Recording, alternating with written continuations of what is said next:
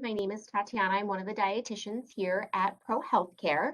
I also am a certified diabetes educator, and in a previous life, I worked as a retail dietitian. So, this is basically a dietitian that works in the grocery store, gets to walk down the aisles with shoppers, look at packages together, help kind of figure out meal plans and recipes and do all of that. So, this type of presentation is near and dear to my heart. Hopefully, everyone walks away with a couple new nuggets or at least feel a little more confident the next time that you walk into your grocery store. Or if you are doing online ordering, a lot of the things that we chat about today can be applied in that setting and not necessarily have to be in person. So I always like to start with talking about, well, what is healthy eating? Because most grocery stores can have thousands and thousands and thousands of products. Some of the larger stores will have upwards of 80,000 different products to choose from. And everybody might define healthy eating differently, which is why all of those different products can, in theory, fit. We're going to go over some kind of criteria or guidelines, ways that you can kind of weed through all the options and figure out what's best for you. But I really do like to kind of cover, at least in my professional opinion, how do we define healthy eating? And I really believe that healthy eating has four main components. A healthy eating pattern includes balance, variety, moderation, and flexibility, and how each person will apply that to specific items, cuisines, cultures, habits, preferences, even budget, right, are all factors that can be kind of modified to fit into these four main criteria. So, balance. Our body needs all of our macronutrients. And that big word basically just implies proteins, fats, and carbohydrates. The human body uses each of those nutrients for different functions. Carbohydrates are our main energy source. Brain cells and red blood cells want to work exclusively off of blood glucose that's made primarily from carbohydrates. And we need carbs. Fat, they are responsible for the absorption of fat-soluble vitamins. So A, D, E, and K. And vitamin D is definitely a hot thing right now. Well, it's considered a fat-soluble vitamin, and so the body has a much easier time absorbing that and using it when consumed in the presence of a fat-based food.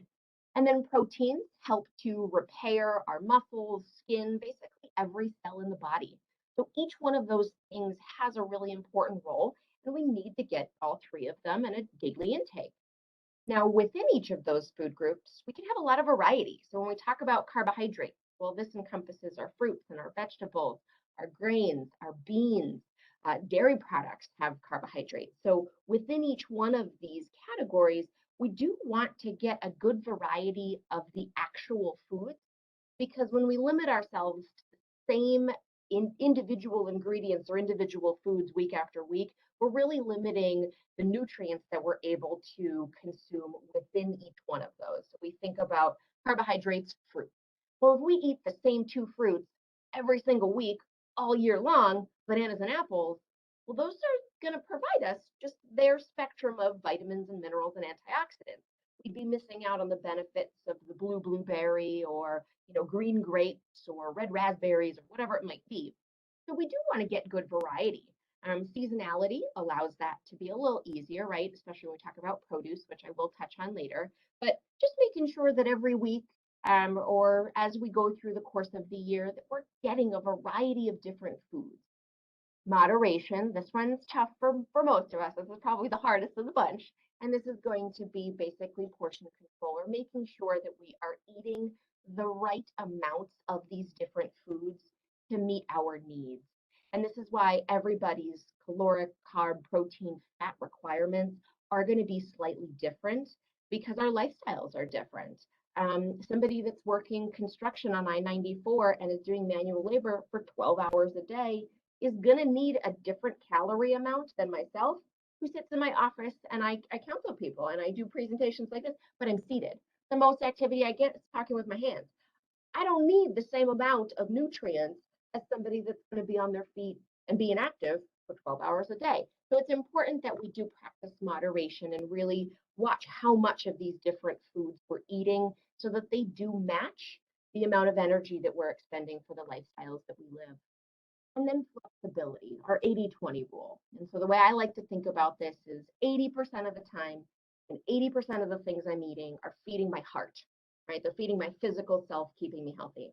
But 20% of the time, I'm feeding my soul. Because you know what? My heart doesn't need ice cream, but my soul does. And if I didn't eat ice cream, my soul would be very sad, right? And then we have this unhealthy relationship with food where the next time I interact with ice cream might not be practicing moderation.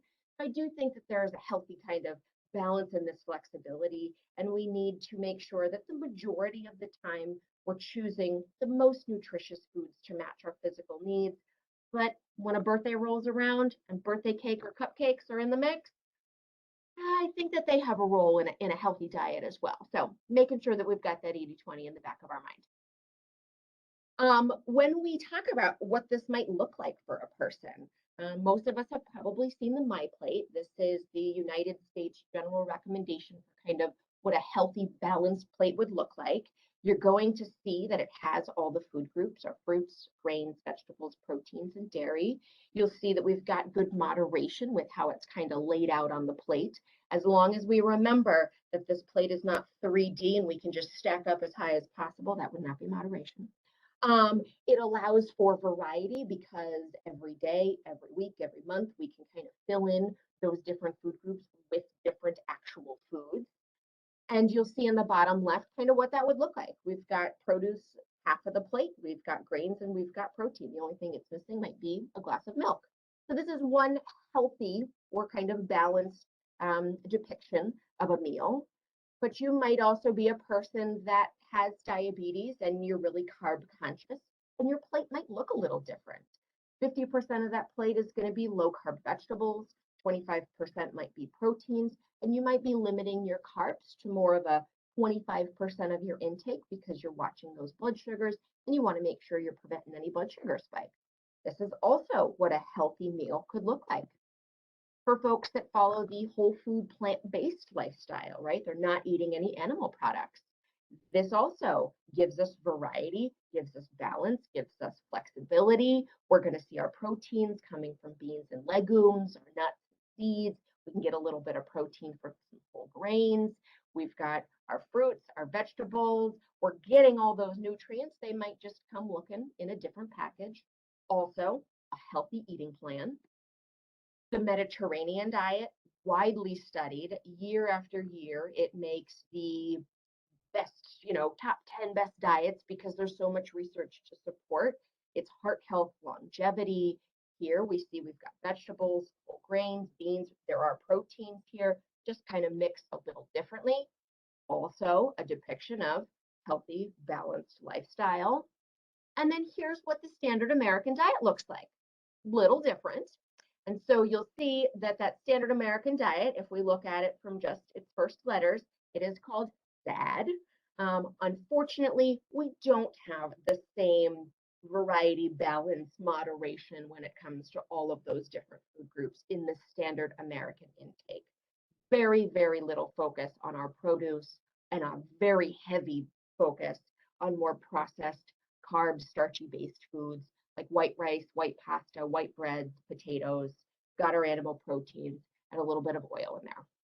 So just so you see kind of the juxtaposition between the different types of eating patterns, but how a healthy eating plan or a healthy diet isn't going to look the same for everybody. And that's okay. It doesn't have to. There are numerous different ways to stay healthy, to take care of yourself, to nourish yourself, and to do it in a way that is most congruent with your health goals, your culture, and your food preferences. So when we go into a grocery store, this is a kind of a generic layout.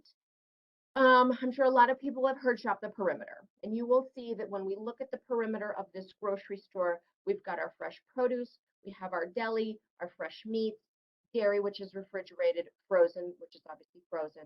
And so these are all going to be things that are either highly perishable in terms of our produce department, or things that require refrigeration to keep them safe to eat and extend their kind of shelf life, versus we're probably here to kind of minimize time in the middle aisles, all the stuff in the middle, because these are going to have a shelf life that may very well be extended by preservatives, artificial ingredients, a lot of salt or sugar, things that are added in that can naturally kind of preserve a food and allow it to live on the shelf longer. There are plenty of reasons to go into those inner aisles. Dried beans, maybe things like unsweetened applesauce, your grains, you're going to buy farro or wild rice. If you're not going to make your own broth, you can buy low sodium broth in those middle aisles. There are reasons to go. So it is really hard to only shop the perimeter, but I encourage you to get really familiar with your grocery store and which aisles contain those ingredients. There's no reason that we need to be going up and down every single aisle because there's no way that the Oreos can jump in the grocery cart if we don't go down the Oreo aisle. And for those of you that are saying, but when I go to the grocery store, that's where I get my steps in. I hear you. You can go to Home Depot. Home Depot doesn't have Oreos. Okay. Just saying. Or if you're going to go to the grocery store because you want to get your steps in and it's safe to do so, don't walk around with a cart. Harder for those things to jump in, right? If we don't have a means in which to carry them out.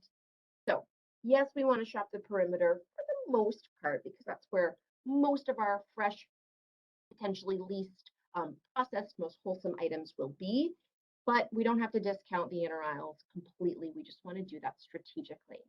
Now, in this picture, you're going to see that there are kind of two entrances, one that you can go through health and beauty, go over to the pharmacy, or the other to go through produce. I do encourage folks to start their grocery trip in the produce department with a completely empty cart. Because in my time in the stores, I would hear it more often than not, well, produce is my last spot, but my cart was full, I didn't have any room. Okay, well, if we reverse that and we start in the produce department and the cart's totally empty, then we have no excuse that we can't be putting produce in there, right? All right. Do know that when we talk about produce and eating more fruits and vegetables, they do not have to be fresh to be nutritious. You can find really high quality stuff in your frozen department and low sodium canned options depending on season, budget, and kind of the function within the recipe. So we don't need to discriminate against our produce. All of it can work.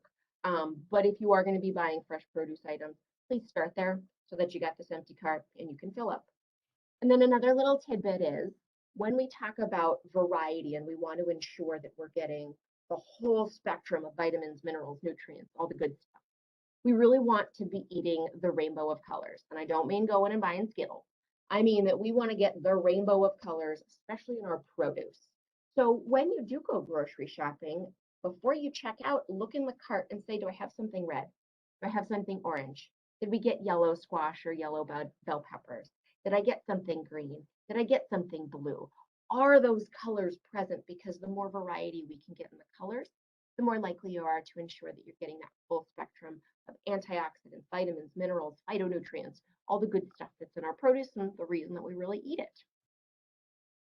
Of course, make a list. Now, please, if you don't already do this and you're going to go into your grocery store, please organize your list in which the order that you walk through the store. Do not be doing hodgepodge all over because then we're walking all over and it's a lot likely for us to, oh, I didn't realize I need to go back to the back of the store. And then we find ourselves in aisle 7 where the cookies and the this and the sodas and whatever else might be because we took a shortcut and then it's got a chance to jump in. So if we can write our grocery list in the order in which we walk through the store, it allows us to stay a lot more organized. And it also prevents us from making any of those kind of back might get us into a pitfall or a place that maybe we didn't intend to go. Please make sure that you take inventory of what is in your home before you do go grocery shopping. This is a place where I know a lot of people might be on tight budgets, fixed incomes, or just generally speaking, food can be expensive. And so if we're going to try to eat healthier and we really want to prioritize kind of those dollars, we want to make the most of them. Doubling up on things and realizing, hey, I already had that at home, or shoot, it was going to expire in a week and I didn't realize it was there. I should have used it. I could have used it. Remember that 40% of basically food or groceries that we buy are wasted because they either go bad, they expire, we throw them away, we don't finish them. 40%. The average American is basically just throwing away 40% of their food budget. So if we can go in with intentionality, know what we have at the store, put together our list in order, have an idea about how we're going to be using those foods, It really can help us prevent that food waste that we are seeing in pretty high numbers. So if we start in the produce department, you'll see most important, buy it in season. This is for a multitude of reasons. One, seasonal produce tastes better. We all know that, right? Tomatoes are going to taste better in now than they would, let's say, in January. We just know that. And when it comes to fruits and vegetables, this can be a tough kind of set of food groups for us to meet our needs, right? It's really easy to get our grains in because pasta, rice, breads, and crackers taste good. Sometimes produce can require a little extra effort, or we might have to kind of retrain our taste buds to like these things more. Well, seasonal produce is going to inherently taste better. Seasonal produce can be more affordable, keeping in mind that when we purchase blueberries here in Wisconsin in January, well, I'm sure nobody has a blueberry bush in their backyard covered in snow that's giving you blueberries. This is coming from thousands of miles away. Well, the cost of that travel is going to show up in the cost of your produce. And so seasonal produce can be a more affordable buy. I included a website there at the bottom of the page, seasonalfoodguide.org. I think this was a pretty nifty website. You can put in your specific state, you can put in the specific month, time of year, and it's going to show you what is in season in your area all year round. So that in the summer, if you are going to the farmer's market or you're going to the grocery store, you're going to kind of know what to keep an eye out for those of you that might be doing the winter farmers market here, they have it down in Milwaukee. Keep an eye on, hey, what are the things that I want to be looking out for that are really in season? And then the things that aren't in season, it's a great opportunity to buy frozen. Keeping in mind that frozen produce is flash frozen, so all the nutrients are basically frozen within the blueberry or whatever it is. And as long as it's frozen, it's not degrading, it's not losing those. Flash frozen within 24 hours of harvest, meaning it only has at most 24 hours of potential nutrient loss time. It gets frozen, it gets packaged, it travels frozen, it's in the grocery store frozen, it's in your home frozen, all the while those blueberries from 2,000 miles away have all of their good nutritional value and antioxidants locked within each one of those berries so that when you finally do eat it on January 5th or whatever, you know that you're getting the most blueberry nutrition possible versus having purchased it fresh in that produce department because it will have traveled 5 days, a week, whatever that might be, and all the while potentially losing those good nutrients. Convenience will cost more, but you have to ask yourself, are you going to eat it? How many of us have had the best intentions?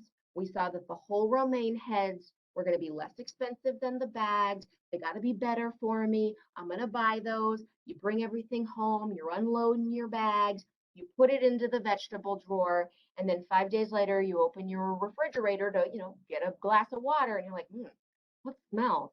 You had totally forgot that it was in there, and they went bad. Well, that $1.60 or that $2 or whatever that you might have saved because you bought the whole head is now going in the trash and we threw it away. But if you had purchased that bag that was already triple washed, ready to go, and all you had to do was open up the bag and put it in your bowl, and you actually ate it, now you got the best use of your food money. So please ask yourself, yes, it costs more, but am I actually going to do something with it? Another great example is pineapple. You can buy one of those full fresh pineapples, for like $2, or you can buy the cored, peeled, ready to go ones for 4 to 6. How many of us have bought that pineapple and it sits on the counter and you're like, yep, I'm going to do it today. I'm going to do it today. I'm going to do it today. And day after day, we didn't do it. But had we purchased the one that was already ready to go, we would have eaten that pineapple within 2 days, gotten all of its good nutrition. So please kind of know yourself and say, what's the best use of my money? Sometimes it's going to be, I'm going to buy the whole heads of romaine. I got this. I'm going to wash it. I feel great about it. Other times, I'm going to buy the thing that's already ready to go because I'm totally going to use it. Know that over 70% of fresh produce items are impulse buys based on what is their sale price, what do they look like, what do they smell like as you're walking through, kind of what catches your eye. So always make sure that if you are going to purchase something from produce, since it can be so perishable, that before you purchase it, just because it's on sale or looks or smells good, that you ask yourself, what is my intention to use this, right? Do I have a plan? Is this going to be a snack? What part of the meal? What day am I going to be using this? Because the worst thing is, yep, this looks great. It's on sale. I know I should buy this because somebody told me I'm supposed to eat more greens, whatever. But if they go bad, that was a waste of your money and it wasn't a good purchase. So have an intention of when you're going to use it, how you're going to use it. Next, most of us are going to travel into our deli department. Now, the deli department can be a really convenient place to get things like deli meat, sliced cheeses, rotisserie chickens, kind of pre-made pasta salads, all that kind of stuff.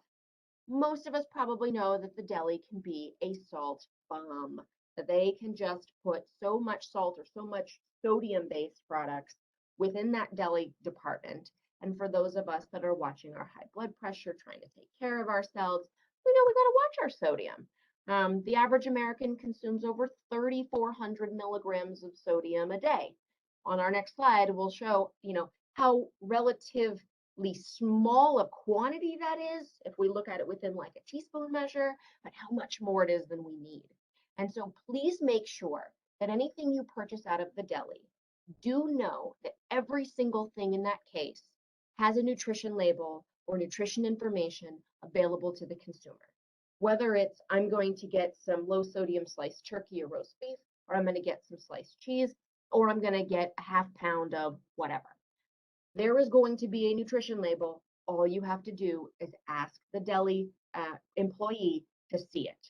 So like those packages or kind of hunks of turkey, on the underside is a nutrition label. All they have to do is flip it up for you so that you can see what's in it. Or anything that's already pre-made that they're kind of scooping out, they have a binder somewhere back there that's got all of the nutrition information, allergens, is there gluten, is this lactose free, all of that stuff exists. It has to. All you have to do is ask to see it. Now, if you are buying name brand things like Boar's Head or Dietz and Watson, and you are not afraid to get online, which everybody that's on here, you got your iPads, you're kind of hip to the jive website. You can look up the full nutrition information for every single Boar's Head product online beforehand, or Dietz and Watson beforehand, or Land O'Lakes cheese beforehand.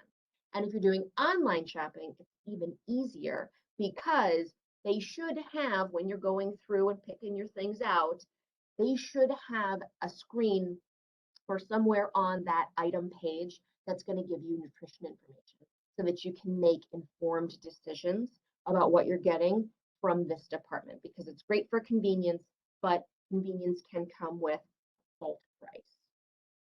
Why do we care? Really, for heart health, there's a strong relationship between elevated blood pressure and higher sodium intake. Our body needs sodium. It's just that in our culture and in that standard American diet, there is a lot of sneaky salt and sneaky sodium and things that don't even taste salty. You can see that 1 teaspoon of salt, if you were just to scoop that out, is 2,300 milligrams. That is the max recommendation for sodium in a day for the standard American. Like I said, most of us are consuming well over 3,400 milligrams. To put this into perspective, a single slice of frozen pepperoni pizza can have 900 milligrams of salt or sodium. 1 can of chicken noodle soup can have upwards of 2,100 milligrams. Keep in mind, those cans of soup have 2 servings, so anything that's listed on that nutrition label, we got to double up. It's really, really easy. I mean, you saw on that previous slide, 3 ounces of some sliced turkey can have 800 milligrams. You pair that with a slice or 2 of cheese, some mustard, and some bread, you could get to 2,300 milligrams easily from a single turkey sandwich. So just make sure that you're being an informed consumer when you're in that deli department. Next, we might head to our meat department. This is an area where we can save a lot in our food budget. So everybody says eating healthy is expensive, produce is expensive. Yes. When we look at the standard American portions of proteins, animal-based foods, they are much bigger than they need to be, and the meat department can take a pretty hefty chunk out of our weekly or monthly food budget. So if we can start to dial back the more correct portions of our animal protein plate, you are going to naturally free up some extra dollars in that same weekly or monthly budget that you can now repurpose to some fresh produce, frozen vegetables, that type of thing. To put this into perspective, I've got some fun food models. Okay. This, in my palm, this is a hamburger. This is 3 ounces. You're real, folks. This doesn't look very big. If we get this out, at like Ruby Tuesdays, we are super disappointed. This is a serving of protein. This is all we need. So this is 3 ounces. Well, if we know that a pound has 16, you're getting a ton of burgers from that 1 pound of meat versus standard American might be doing half pound, a third pound. We're getting maybe only 3 or 4 servings out of that because we want a big old cheeseburger, a big old thing of meat. Same thing with chicken. Same palm, about the size, right? This is 3 ounces of chicken. Well, when we buy a 2 pound pack, again, 1 pound at 16 ounces, those breasts that you can get in there that are easily, like 12 ounces, there are multiple servings within that singular breast. So when we can start to dial back our portions of animal protein, now we're getting more servings out of the same amount of food that we were buying. We're able to freeze some. Next week, when we go to the store, we don't need to buy chicken again because we still have some left over frozen from last week. Now those dollars that we would have spent on that meat can be towards vegetables. So this is kind of one relatively simple way to free up money within your same food budget that you can repurpose to veggies. I do like to call out leanness. So the big thing with animal proteins or meat is that we can consume a lot of saturated fats from certain animal products.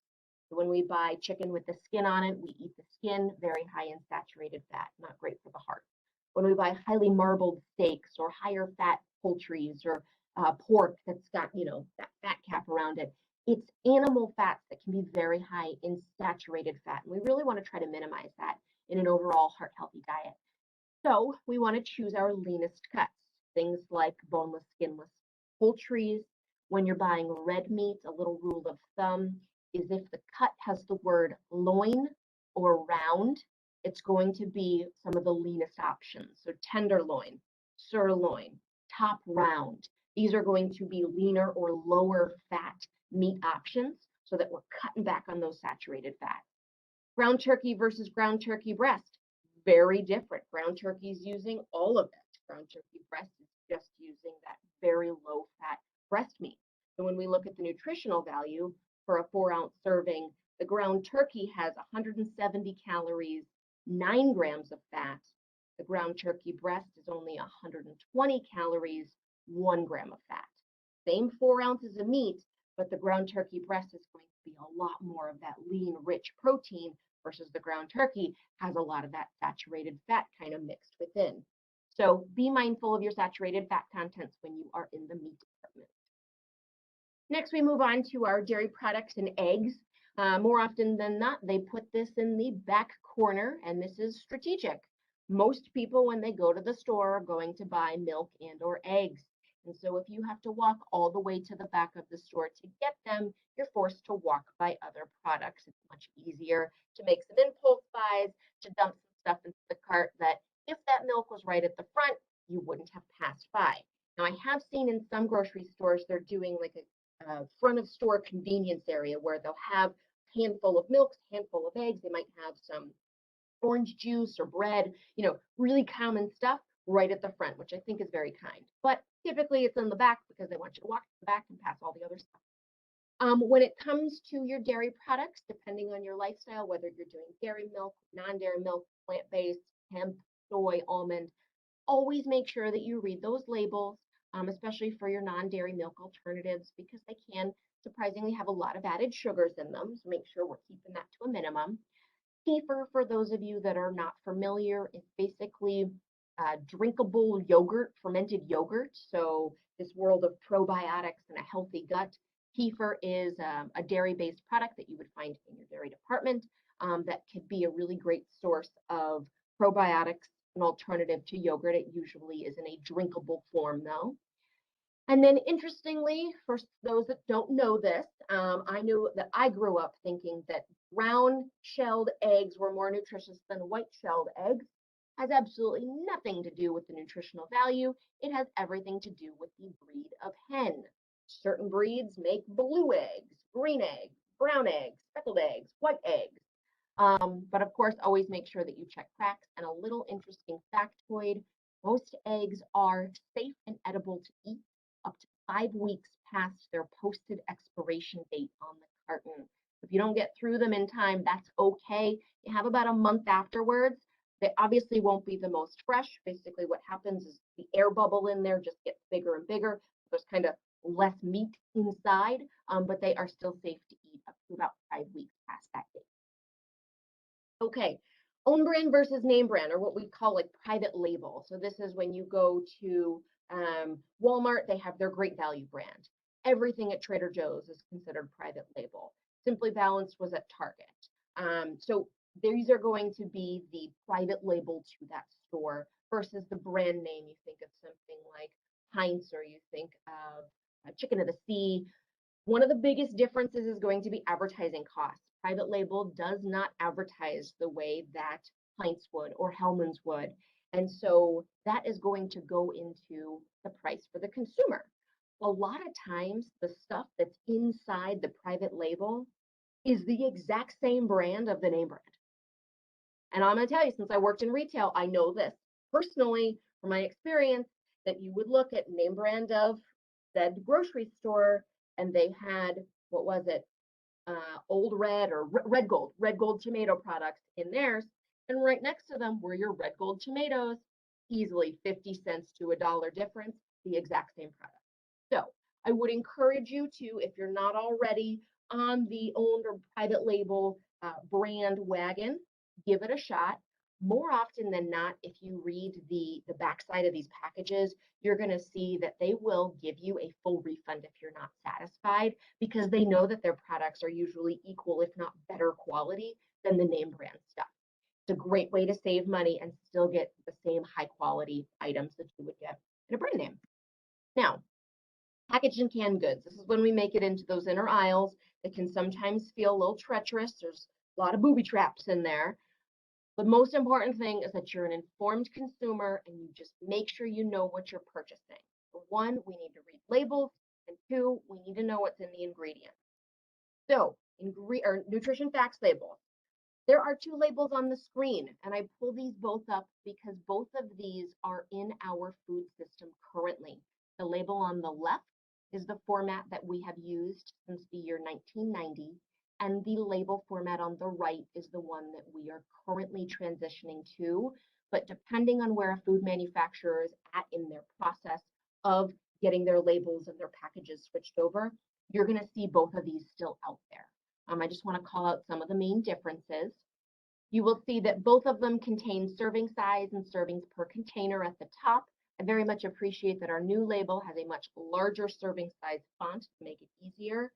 Little tidbit, if it is challenging to read, make sure you bring your cheaters, or I've had folks bring magnifying glasses tucked away in their pockets or their purses to help them read these teeny tiny fonts so that we can be those informed consumers. We still have calories. Again, the one on the right, they made it significantly larger. Again, very much appreciate. And an extra little thing that they're doing is on packages that we would normally eat the whole thing of, or could easily eat the whole thing of. You think of something like a pint of ice cream. You're going to have dual labels, meaning one label on the left is going to be per serving, and the label on the right is going to be per container. They're going to do all the math for you so that you can see if you eat that entire pint of Ben and Jerry's Chunky Monkey, like 1,200 calories. That might help you to be a little more discerning about, am I going to eat the whole pint? We still have our fat, cholesterol, sodium, carbs, proteins. The label on the right does include a new line item. You'll see that includes 10 grams added sugars underneath carbohydrates. Just for clarity, this is giving us extra transparency into where our sugars are coming from. So what this label on the right tells me is that the food manufacturer is adding 10 grams of added sugar per serving, which is part of the total sugars. So total sugars are 12, 10 of the 12 were added by the food manufacturer, 2 are naturally occurring in the food. Think of something like sweetened applesauce. Apples by themselves, of course, are going to have sugar. Sweetened applesauce is going to have added sugar. Needless to say, we want to keep added sugars as close to zero as possible. And then the other big difference you'll see at the bottom are going to be with those vitamins. The label on the left includes vitamin A and C, whereas the label on the right does not. The reason for that is those are no longer identified as vitamins of nutrient deficiency concern. Most Americans are getting their vitamin A and vitamin C met equally. You will see that vitamin D and potassium have been added to the new label format. And that's because vitamin D and potassium have been identified as nutrient deficiency concerns. Not enough Americans are getting enough vitamin D and potassium. And I'm going to give you a little trick of the trade. This applies to a person that is not on, let's say, a renal diet, needs to be concerned with high potassium or anything like that. General recommendation here is that on this new label, because they've included potassium, little trick is that you really want to be buying foods where the potassium value, so in this case 235, is a bigger number than the sodium value, in this case 160. 235 is larger than 160. All right, we can consider this a little further. When that sodium number is bigger than the potassium, it can make it really hard for us to stick within our sodium goals for the day, and it could just have a lot of added sodium in it. So just a little trick. All right, so those are kind of the main takeaways. Do know that both of them are out there. If you ever see your calorie font that big, you know you're looking at the new one. If the calories are still teeny tiny, you know that you're looking at the old one, just so that you're not like, hey, where's the potassium? Or hey, where's the added sugars? They're not going to be on the old format. They're obviously only on the new one. And then, of course, our ingredients list. This is going to tell us what is in the food we're purchasing. Generally speaking, the more nutritious or the more high quality a product is, it's not going to have a whole bunch of artificial ingredients. Do know that the way that a label or an ingredient list is organized is that the first thing that is listed is what makes up the majority of that product by weight, and then it goes in descending order. So the thing that is last on the list is in the smallest quantity by weight in that product. So when you pull up, you're in the, let's say, bread aisle, and you're looking at some low carb or low calorie breads, you look at the ingredients, and the first ingredient is water.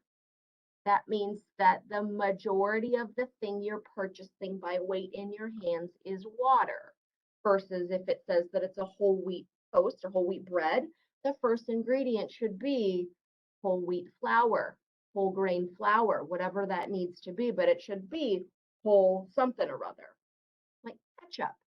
Well, we want our first ingredient to be tomatoes, not sugar. It's out there. There are brands. First ingredient is sugar. So just know that we want that first ingredient to be what we think it should be, because that is what is making up the majority of the product.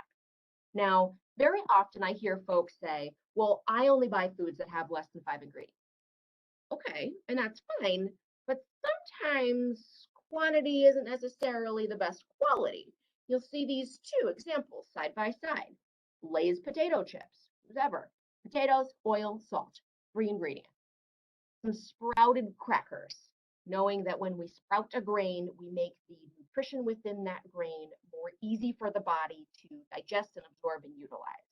Here, much longer ingredient list, but we have a variety of sprouted flours, we've got a variety of spices, we've got standard tapioca, we've got baking soda.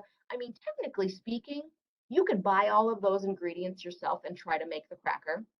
I can't promise it's going to turn out as good as what you would buy, but you could try. When you compare these two side by side, the one on the left has less ingredients, but does that make it a better choice or more nutritious? Sometimes it is about the quality of the product versus the quantity of the amount. Now, anybody that's heard me speak before, I talk about what's called one ingredient foods. These are foods that don't require an ingredient list, and I think these take the cake. Like an avocado, doesn't need an ingredient list. When you hold an avocado in your hand, you know what it is. A banana, a tomato. These are things that don't require packaging, that don't require a list to say what's in there. Those one ingredient foods are going to be, generally speaking, the most wholesome version of themselves because they haven't been kind of manipulated in any way. You're bringing them home. the way that they were picked or whatever it was, right? So one ingredient foods, I think, take the cake. But as we get into those inner aisles, just because something has a short ingredient list doesn't necessarily make it the best option. Make sure that you're checking your nutrition label and the ingredient list and really asking yourself, does this fit what I'm looking for, what's important to me? Whether that's lower saturated fat, lower sodium, higher fiber, lower carbs. Everyone's living a little different lifestyle. The information is right there on those packages to help you figure out if it's the best for you. So, generally speaking, what are some of the most important nutrients to compare? You just heard me mention or kind of rattle off some of them. In my professional opinion, I think that the ones listed there are the ones that we can really focus our efforts on. Sure, we can get into the weeds and we can spend 8 hours in the grocery store, but let's get real, who's got time? So, what are some of the most important ones for you yourself to ask? Is this valuable to my lifestyle goals and what I'm trying to achieve health wise? Calories for weight conscious, right? We know that the more calories we consume above and beyond what our body can use, it just makes it really easy for us to put on unintentional weight. Because heart disease is so prevalent in this country, we might really want to be mindful of the type of fats we're consuming, knowing that research supports it's less important that we lower just overall fat, and it's more important that we examine what kinds of fats am I eating. And so we want to keep our saturated and trans fats at a minimum. Sodium, high blood pressure, very prevalent in this country. So we want to make sure that they're not sneaking salt and sodium into things that we would have otherwise been unaware of. Dietary fiber. This is an area that is near and dear to my heart because I work in diabetes. And unfortunately, the average American consumes far less dietary fiber than we really need. Most recently, I read that the average American's consuming, it's down to about 10 grams of fiber a day. To put that into perspective, we really, for the generic, just regular recommendations, upwards of 30 to 40 grams a day. So there is a very big difference between the two. Really being mindful and choosing higher fiber products because they're sneaking sugar into so much stuff, making sure we're watching those added sugars. And then for folks that might, I understand as we get older, it can be more difficult to want to eat meats or taste buds change, things start to taste different. And so as we get older, it can be a little harder to kind of meet our protein needs. So being mindful of some non-meat alternatives and making sure we're choosing the right protein for our lifestyle. Generally speaking, you'll see some kind of easy takeaways like I had mentioned before, more potassium than sodium when we have access to that new label. We want a higher fiber gram content than sugar. So when you compare those two, they are conveniently right next to each other. Fiber's here, sugar's right beneath it. We want that fiber number to be larger than the sugar. And then we are going to be able to see the content of saturated and trans fat. We want to keep those numbers as close to zero as well. So I'm going to preface with, I don't normally do this, but I thought some folks might appreciate, specific examples of brands and whatnot. Do know that wherever you shop, you can find high quality stuff that kind of fits these coming guidelines I'm about to go over. They do not need to be the brands that are listed. Just putting that out there as a little caveat. So cereal. The cereal aisle is one of the biggest booby traps in the grocery store because there are hundreds of options. So for most people, I would recommend fiber at least 3 grams per serving. You want your sugar value to be less than that. So ideally 2, 1, or 0, even better. And then surprisingly, cereals can be very high in sodium. And one of the reasons is the preservative. So that cereal will taste fresh and will last on the shelf much longer. Make sure that per serving, the sodium is less than 240. Some of those examples that would fit that bill would be standard oatmeal, shredded wheat, bran flakes, kashi goleen. You do not need to purchase those. For folks that are carb conscious, you might not even go down the cereal aisle, and that's okay. But those are just some kind of overview, hey, things to keep in mind if you do meander down that aisle. The bread aisle, another big booby trap. Lots of options there. Please make sure that aside from looking at the nutrition label, this is an area where you really want to be mindful of the ingredient list because they can splash all the fun jargon words on the front. They put a lot of money into their marketing budget to make sure that they're including lingo and jargon that the consumer wants to see. Be that discerning consumer, turn that package upside down, wherever you need to get to that ingredient list And whatever that first ingredient is, should be whatever grain you think you're buying, whatever wheat product you think you're buying, rye that you're buying, that should be the first thing listed. Fiber, at least 2 grams a slice, protein, at least 3, and then sodium, again, surprisingly, a lot of sodium in our sliced breads. Again, it works as a preservative, no more than 200 milligrams. Those are 3 brands that can fit the bill. One thing I am seeing in the food system that I'm kind of disappointed in is bread's getting bigger. I don't know why I'm surprised. Over the years, our produce has gotten bigger. I mean, imagine what an apple looked like 30 years ago compared to those Honeycrisp apples that are the size of my face today, right? All of our food is just getting bigger. I'm seeing more and more companies move to larger bread loaves or a wide pan loaf. You think of something like Poundberry and Oro Wheat. Those are brands that make those wide pan loaves. If that is what you have access to, or that's kind of what you're gravitating towards, I would encourage you to try to potentially, depending on your lifestyle, maybe limit to just one, especially if you're carb conscious. Because, for example, a standard slice of angelic right now, the carbs are about 12 grams a slice. 2 slices at 24 can fit within a lot of folks' kind of carb budget for the meal. A standard slice of wide pan can be upwards of 25 carbs for a single slice. Now you double that up, you're looking at 50 carbs before you add anything else.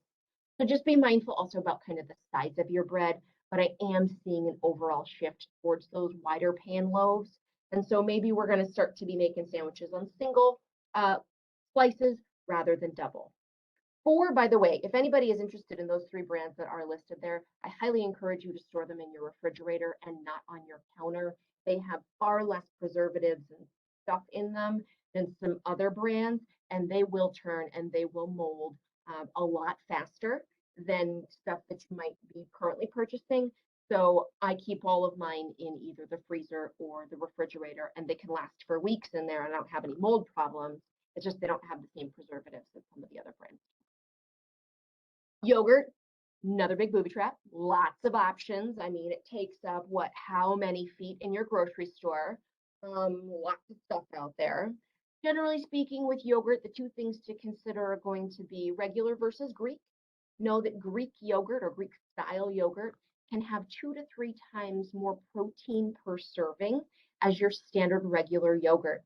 They strain it a little bit further. The way that they kind of make it, it just concentrates a lot more protein into that same 5-ounce cup. And so for the 100 calories that you're going to get from one of these 5-ounce cups, well, if I can get 15 grams of protein, that's going to keep me a lot fuller than only 4 or 5 grams of protein from something that's coming in a similar package. So if you are agreeable to it, give Greek yogurt a shot. It will keep you fuller longer for the same portion. And then added sugars, okay? Even plain yogurt, for those of you that, again, are carb conscious, you look at a plain yogurt container, you're going to see that there's sugar in there. And that's because dairy milk, any kind of milk, right, is going to have inherently some type of carbs. Well, for dairy milk, it's lactose. Lactose is the milk sugar. But when we make dairy yogurt, we're making it with milk, there's going to be natural lactose in there. It's when we get into the flavoring, right? The blueberry goose or the strawberry this, bananas, whatever. So please, if they do have access to the added sugar line item because they've converted to the new label, try to keep those added sugars as close to 0 as possible. General rule of thumb is if the total carbs for that small package are no more than 15 grams total carbohydrates, a good limit or a good kind of cap to make sure that the added sugars aren't out of control. For those of you that want to, in my opinion, do the best option, buy plain yogurt and add your own fruit. And one of the best ways to get the best dispersion of fruit is to buy frozen fruit, put your half cup or whatever serving you're going to do into the yogurt the night before, leave it in the fridge. We all know what happens when frozen fruit thaws. It's just juice heaven. So the next morning you come in to have your yogurt, you stir up those blueberries, and now your blueberry yogurt is because of blueberry juice, not blue number 5. And now you get to have control over it. I have had some people put a little bit of cinnamon or like a little drop of just vanilla extract as a way to kind of sweeten it up without having to use sugar or sweetener. All right, now snack type foods. I understand that Me too. It's one of my favorite aisles. Again, another booby trap, the snack aisle. It's got lots of good stuff in there, but it's hard to kind of weed through the things that are worth purchasing. So again, some easy recommendations focusing on fiber, sodium, and protein. Fiber and protein keep us full. If we want to snack to kind of tide us over to the next meal, well, we need to make sure that we're getting the most bang for our full buck with that snack. Fiber and protein are two nutrients that take the body a pretty long time to digest. And in that time they're digesting, you're not getting hungry. So you're really going to get the most of it. You're going to be able to make it to the next meal without having to have snack number 2 before dinner. So some things that are listed there, again, depending on where you're shopping, you may not have these specific brands, but they may have things that are similar, what some of the pictures look like. Right now, I'm really loving these roasted bean snacks. So you see in the top left, we've got chickpea, and then we've got the bada bean, and then bottom is a different type of chickpea. The bada bean are like little fava beans or broad beans, and they are roasted and super crunchy. So for those of you that like to have a crunchy snack, but you don't want to have Cheetos or Doritos, these bean-based snacks are just legumes that might have like a little bit of sea salt or a little bit of seasoning on them. And they're nice and crunchy and satisfying. Great source of fiber and protein to keep you full. On the top right, you'll see that there are some pea-based snacks. These are green peas. I've seen, at least at Costco, they have a chickpea-based kind of puff that's very crunchy, very satisfying, much higher in protein, much higher in fiber than just your standard, like, Dorito. So do know that there are some things worth finding depending on where you're shopping. So like, for example, for those of you in Waukesha that might go to the very large Woodman's, know that these type of products, I've seen them more often in those 2 organic aisles, like way down towards the frozen department, not mixed into your standard snack aisle versus Pick and Save Metro Market, they might be within that aisle. So just make sure that you kind of have an idea about where they're hiding. They are out there. All right, so in our last couple minutes here, I want to make sure I get through this. I had lots of info. Nut butters. This is another area where we can feel like, oh, well, peanut butter is a healthy thing. Well, when peanuts come down the list and they're not necessarily the first thing, or there's lots of added sugars, lots of added salt, ideally, anytime you're buying a nut butter, whether it be peanut butter, cashew butter, almond butter, 1 to 2 ingredients. Peanuts, period, or if the salt, the sodium content's low enough, peanuts, salt, period, almonds, period. We just want them to do the heavy lifting of roasting them, putting them through their big grinders, and putting them into these containers. We don't want all the other mumbo jumbo. For those of you that are like, it's got that oil on top, it's such a pain in the tuchus. Couple little strategies. One, if you flip it over before you open it, it can help to kind of start to mix them ahead of time. And then whenever you do get them all mixed up, store it in the refrigerator, not put it back in your cupboard. By storing it in the fridge, it will stay mixed together. For example, that Kirkland almond butter I buy from Costco, and it's a big mamma jamma, right? And I'm there and I stir it. It takes like, 30 seconds. I keep it in the fridge and I never have to stir it again. And the whole thing, it's like 26 ounces, stays all mixed in. So just store them in the fridge and they won't separate out. Broths and stocks are a really convenient way for a base to make your soups and stews. We're getting into that type of year. Maybe you make your grain products in broth because water might not have enough flavor. This is an area that can add a lot of flavor to our foods, but a lot of sneaky salt. So general rule of thumb is try to find the products that have no more than 140 milligrams of sodium per serving, and the serving will likely be 1 cup. Do not use the reduced sodium label on the front as like a freebie or like oh, this is going to be good for me. Know that that reduced sodium labeling is 33% less than the standard, but when the standard is 870 milligrams, the 33% less gets you down into the 500 milligram, still not low. If you can see low sodium on the front of the package, it should have no more than 140 milligrams. And then applesauce is another really great, easy, convenient snack. for those folks that aren't going to the store as often, maybe we do kind of load up on some of those shelf-stable items. Please make sure that you are purchasing unsweetened applesauce. Ingredients should be no more than apples, water, and sometimes they add in vitamin C for a little boost of nutrition, but we don't need all the other mumbo jumbo and certainly not all that added sugar. So even like original applesauce or even original soy milk or original almond milk, we think like, oh, it's original. It doesn't have the added stuff. A lot of times it does have the added sugar. So make sure that we're getting those unsweetened options so that we don't have that added sugar getting snuck in. All right, so some last tips, kind of a little review. Make sure that you're shopping the perimeter for the majority of your stuff. If you're going to go into those inner aisles, please be strategic about it. Go into the ones that you need. For those that are like, wow, that was a lot of information, or I need to really re-examine what I'm getting, be mindful of going at slower times so you're not feeling overwhelmed. I know that for our older folks that are on here today, I think a lot of grocery stores are still doing some separate times in the morning so that you can go when there are less people, or take advantage of doing some kind of recon with the online shopping option. Even if you intend to go in, you can do that online shopping, kind of pretend you're putting your cart together. You can examine these products from your PJs in your recliner, make up your own list so that when you get into the grocery store, here, I know what I need to buy. Now I just need to find where it's at. And then some saving money tips. Obviously, check your ads if you can and plan your meals and like kind of what your week is going to look like based around what is on sale. If you had an idea that you were going to make pork chops and the tenderloins are on sale, maybe we save that pork chop for the next week that they're on sale, right? Bring your coupons, obviously. Know that more and more grocery stores are moving to online coupons. So if you are not already part of their loyalty, have their app, do whatever their process is, because they're trying to save money on printed coupons or printed materials. They're doing a lot of digital coupons as we're moving into the future. So please try not to miss out on those. I will remind you that just because a coupon exists doesn't mean you need to use it. I'll say this again. Just because you have a coupon doesn't mean you need to use it. Because let's get real, there's lots of coupons for Oreos. There's lots of coupons for the tasty bits and the snacks and the sodas and all that stuff. Just because the coupon's there doesn't mean we need to use it. When we can get coupons that fit what our health goals are, awesome. Otherwise, we can just put that coupon in the shredder. We can recycle it, right?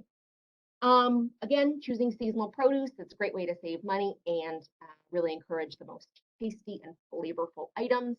And then staying flexible with those brands, whether that be private label or your name brand stuff. Know that those private label things are worth a try. If you're not satisfied, they more than likely will give you a refund. A lot of times it's written right on the back of the package. Now, with that, our bottom line, know what you're buying. Here are your 5 things. Have you checked the ingredient list? Have you checked the nutrition label? Do you know what's in there? When and how are you going to eat it? Okay. It may look good. You may have the greatest intentions, but if you don't have an intentional plan, it can go to waste, and we don't want to waste our food money. What's the expiration date? If you aren't going to eat it within that expiration date, put it back. They restock the next time. You can get something that's going to be more in line with what you're looking for. And then be mindful for those of us that are really cost conscious, what's the price per ounce per serving? And a lot of times right there on the label, and it a lot of times is in very small font. So if you got to bring your cheaters or the magnifying glass, or if you've got your cell phone and you can kind of do one of these, see what is the best deal, because sometimes you can buy a larger version of something and it's actually more affordable per ounce, right? You're spending less. Another really great, easy way to make sure you're kind of stretching that food budget as much as possible. Now,